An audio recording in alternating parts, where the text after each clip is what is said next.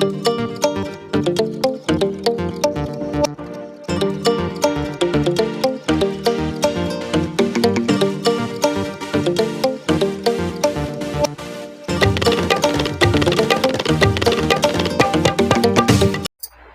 माता दी।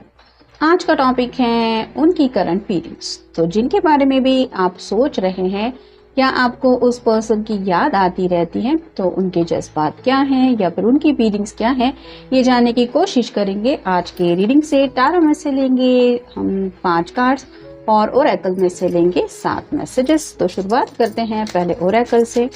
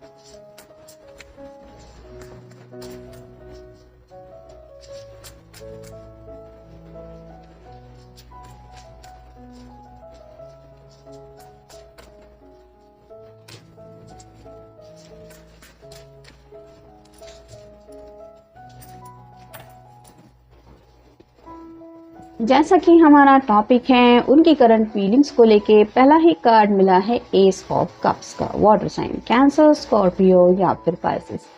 अब इनके दिल में ये प्यार का जो एहसास है वो दिन ब दिन बढ़ने लगा है। जैसे इस कप से एनर्जी फ्लो हो रही है, वैसे ही आपके पर्सन के दिल की जो एनर्जी है वो काफ़ी ज़्यादा आपकी तरफ अब कनेक्ट होने लगी है। यानी कि काफ़ी वक्त से अगर आप मैनिफेस्टेशन कर रहे थे अपने पर्सन के लिए, कुछ लोगों के लिए हो सकता है ब्रेकअप वगैरह भी हो चुका है और आप चाहते हैं आप दोनों दोबारा से रिकनेक्ट हो जाएं या फिर आपका रीयूनियन हो जाए, तो इट्स अ गुड चांस कि ये जो पर्सन है वो अब खुद सामने से आपके बारे में सोचने लगे हैं। आपके कहने की मतलब इनको कन्विंस करने की ज़रूरत नहीं है।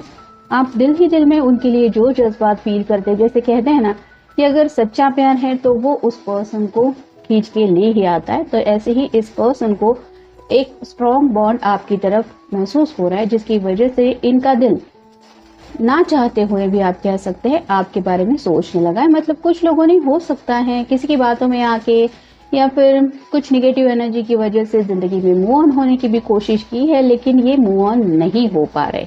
तो ये तो रहा पहला कार्ड कि ये आपके बारे में बहुत ज्यादा सोचने लगे हैं या फिर इनका दिल आपकी यादों में खोया रहता है। ये वो दिल से महसूस कर रहे हैं, दिल से, दिमाग से नहीं। मतलब दिमाग से शायद ये कुछ और सोचने की कोशिश कर रहे हैं या करते रहते हैं, लेकिन दिल जो है वो सिर्फ आपसे ही कनेक्ट है इनका। फिर है टेम्परेंस। तो यहाँ पे ये दोनों एक दूसरे से काफी ज्यादा अपोजिट है। यानी कि यहाँ पे अगर हम काउंट करें, एक सूरज है तो दूसरा चांद है, लेकिन एंजल्स जो है वो बीच में जरूर है। यानी कि वो आप दोनों के इस कनेक्शन को एक दूसरे से अलग नहीं होने दे रहे। यहाँ पे भी आप देख सकते हैं थोड़ा सा एक एनर्जिकली हम ऑरा देख पा रहे हैं, जिसकी वजह से भले ही दूरियां चल रही है कुछ लोगों के रिश्ते में, लेकिन फिर भी ये जो एनर्जी होती है, यानी कि आपने अपने पर्सन के लिए जब केयर दिखाई थी, उनकी कभी कभार जब फिक्र करते हुए आपने उनसे जो कहा था या फिर उनको अपने तरीके से समझाने की जो बातें की थी, वो सब बातें एंजल्स इनको याद दिला रहे हैं। यानी कि सीरियसली जब हमारे दिल को सुकून मिलता है तो हम सोल लेवल पे हैप्पीनेस फील कर पाते हैं। ऐसा नहीं कि जैसे मान लीजिए कोई अगर 5 स्टार होटल में चला गया है अच्छा डिनर करने के लिए, लेकिन उसने पैसे तो वहाँ पे वही पे करने हैं जो वहाँ का चार्ज है, मगर उसको वो खाना नहीं मिल रहा जो उसने इमेजिन किया था कि हाँ वो ऐसा इतना अच्छा खाना होगा कि मुझे खाते ही मन तृप्त हो जाएगा। वैसा अगर खाना नहीं मिलता तो बात अलग ही हो जाती। मतलब इंसान सोच में पड़ जाता है कि मुझे क्या मिला मैं यहाँ पे आने के बाद।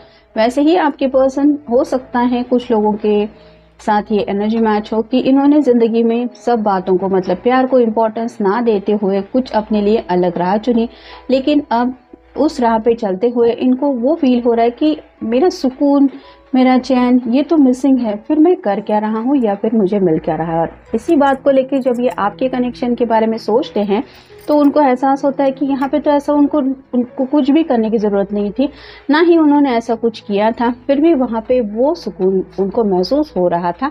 और शायद अभी भी जब वो उन मेमोरीज के बारे में सोचते हैं तो उन्हें वही सुकून दोबारा फील होता है, और इसलिए ये पर्सन शायद दिल से आपसे कनेक्शन फील कर रहे हैं। फिर है द हीरो पॉइंट, जैसे ये मुस्कुरा रहा है, इसको यहाँ पे कोई रास्ता नजर आ रहा है, ये उसकी इमेजिनेशन में रहा हो सकती है। जिस मंजिल को पाने की खुशी इस पर्सन के चेहरे पे हम साफ साफ देख पा रहे हैं, वैसे ही अगर जैसे मान लीजिए किसी को भी कितने भी ज्यादा पैसे क्यों न मिल जाए, जिंदगी खत्म होते वक्त तो साथ में कुछ नहीं लेके जाना है। और इतने सालों में अगर हमें रोज चैन और सुकून नहीं हम दिल से फील कर पाए तो फिर उस पैसों से हमने किया क्या। यानी कि कई सारे ऐसे लोग हैं जो बहुत अमीर तो होते हैं लेकिन रात भर वो करवटें बदलते रहते हैं, क्योंकि उनकी फिक्र करने वाला, उनकी परवाह करने वाला वो पर्सन उनकी ज़िंदगी में नहीं होता। भले ही हो मैरिड क्यों ना हो, अच्छी खासी पॉश गाड़ियों में घूमते रहते हैं, उनके बाल बच्चे वगैरह भी होते हैं, लेकिन वो सुकून, वो प्यार उनकी ज़िंदगी में नहीं होता जो एक सिंपल से आदमी की ज़िंदगी में भी होता है। जैसे उसकी वाइफ या हस्बैंड उसके लिए कुछ छोटे मोटे एफर्ट्स लेता है, उसकी मनपसंद खाना बनाता है, या फिर छोटी छोटी खुशियाँ जैसे कहीं पे घूमने जाना, सिंपली गार्डन में ही क्यों ना हो, एक दूसरे के साथ थोड़ा सा वक्त बिताना, बच्चे खेलते हुए देखना, उनके साथ सैटरडे संडे एंजॉय करना, ये जो खुशियाँ होती है वो ऐसी छोटी छोटी खुशियों को लेके काफ़ी ज़्यादा सोच रहे हैं। यानी कि हो सकता है इस पर्सन ने काफ़ी ज़्यादा सपने देखे थे, बहुत बड़े बड़े सपने हो सकते हैं इनके थे, जो पूरे करने के लिए शायद इन्होंने कुछ अलग मंजिल के बारे में सोचा।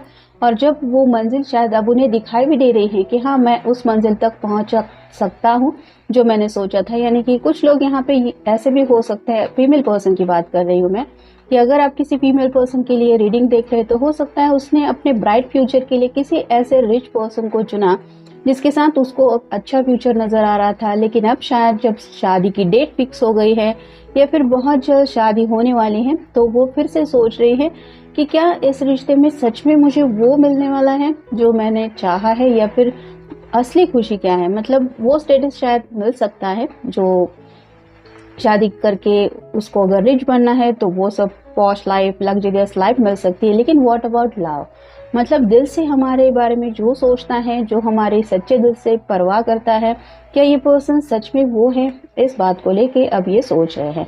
फिर है पेज ऑफ पेंटिकल्स और साइन टॉरस वर्गो या फिर कैप्रिकॉर्न, कंफ्यूजन की एनर्जी में ये पहुंच गए हैं। यानी कि जैसे कि मैंने कहा अब ख्वाहिशें तो पूरी हो रही है लेकिन फिर भी इसके चेहरे पे जैसे आप देख सकते हैं क्लियरली कंफ्यूजन दिखाई दे रहा है, ऐसे इम्बैलेंस फील हो रहा है। मतलब आखिर मुझे चाहिए क्या, ये सवाल अब ये पर्सन खुद से करने लगे हैं, क्योंकि उनको जो इम्पोर्टेंस सच्चे प्यार के होते हैं वो अब समझ में आ गए हैं। और प्यार की एनर्जी ऐसी होती है कि आप भले ही दूसरे को कितना भी समझाने की कोशिश क्यों ना करो कि प्यार ऐसा होता है, प्यार वैसा होता है, जब तक उस इंसान को सच्चे दिल से किसी से प्यार नहीं होता तब तक उसको वो एहसास फील कभी नहीं होने वाला। ये सच कभी नहीं बदलता। जैसे एक माँ जब एक बच्चे को जन्म देती है तो उसके लिए वो बच्चा क्या है ये सिर्फ वही जान सकती है। जैसे एक मदर और चाइल्ड का कनेक्शन होता है, हम सब अपनी माँ से बहुत ज़्यादा अटैचमेंट अभी भी फील करते हैं, भले ही हम कितने भी बड़े क्यों ना हो।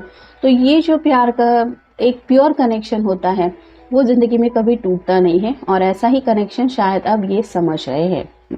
थोड़ा हो सकता है जिनके लिए भी आप ये रीडिंग देख रहे हैं वो थोड़ा प्रैक्टिकल माइंडेड ज़्यादा पर्सन है, यानी कि टॉरस वर्गो कैप्रिकॉर्न में तो हो ही सकते हैं, लेकिन कई बार सोचते सोचते इंसान अपनी खुशियों को ही साइड में रख देता है और घर वालों की खुशी इम्पोर्टेंस रखती है, या फिर मेरे घर वाले हैं वो आखिर मेरे लिए अच्छा ही सोचेंगे ना, या फिर उनके दिल में तो मेरे लिए अच्छा ही है। मतलब ऐसा दूसरों के बारे में सोचते सोचते भी कई सारे लोग हैं जो ज़िंदगी का डिसीजन ले लेते हैं, लेकिन हर किसी का हैप्पीनेस सेम नहीं होता, वो बात अलग होती है, और यहाँ पे यही बात हो रही है। फिर है 5 of wands, fire sign, Aries, Leo या फिर सैजिटेरियस। जैसे यहाँ पे हर कोई कोशिश कर रहा है इस आग को टच करने की। और जैसे यहाँ पे आप देख सकते हैं बैंड के ऊपर चल रहे हैं, यानी कि कहीं ना कहीं सबने कुछ गोल रखा है, क्योंकि बैंड्स रिप्रेजेंट करते हैं एक्शन को और अपने पैशन की तरफ हर कोई बढ़ रहा है। जिंदगी में आगे बढ़ते बढ़ते सबको ऐसी मुश्किल दौर से तो गुजरना ही पड़ता है कि हमें पता नहीं होता एक्शन का रिएक्शन क्या होने वाला है। जैसे यहाँ पे कुछ लोग गिर रहे हैं, फिर वापस कोशिश कर रहे हैं, खुद को उठा के फिर आगे बढ़ने की कोशिश की जा रही है। वैसे ही आपके पर्सनल ज़िंदगी में आगे बढ़ते बढ़ते यहाँ तक तो पहुँच गए हैं।